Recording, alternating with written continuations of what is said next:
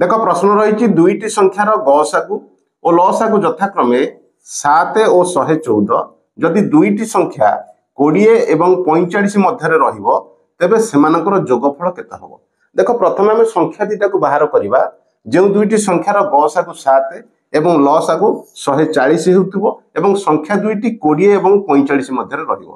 तेबे कोन करवा देख आम जानिचंती लसागुरे सबुबेले गसागु को आम भाग कर दे परिबा नै कि एटी भाग कर देला पाइबा केते पाइबा 20 पाइबा हां ना नै आकु कैंसिल कर देला पाइबा केते 20। वर्तमान देख ए 20 संख्या को आम एमिति भागरे भाग करबा जो संख्या दुईटर गुणफल केते हबो 20 होतबो एवं सेमानकर गसागु 1 होतबो बुझिला ना नै। सेमिति संख्या के हबो 4 और 5 हे परिबो बुझिला। तेबे वर्तमान कोन करबा जो 4 एवं 5 पाइले वर्तमान ये 4 सहित गसागु को गुणी दबा पाइबा केते 28 एवं यही 5 सहित से गसागु को गुणी दबा पाइबा केते 7 5 35 पाइबा बुझिले ना नै।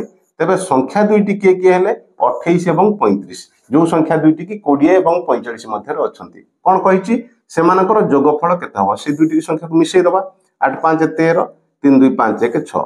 तेबे दुईटी संख्या जो संख्या दुईटर गसागु 7 एवं लसागु 140 एवं संख्या दुईटी 20 एवं 45 मध्य अछंती से संख्या दुईटी हेले 28 और 35 एवं सेमानकर जोगफल हबो 63।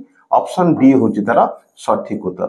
सो फ्रेंड्स जदि प्रश्नटी बुझिएला एवं भलो लागिला तेबे लाइक करिबा शेयर करिबा कमेंट्स भी करिबा और सब्सक्राइब निश्चय करिबा।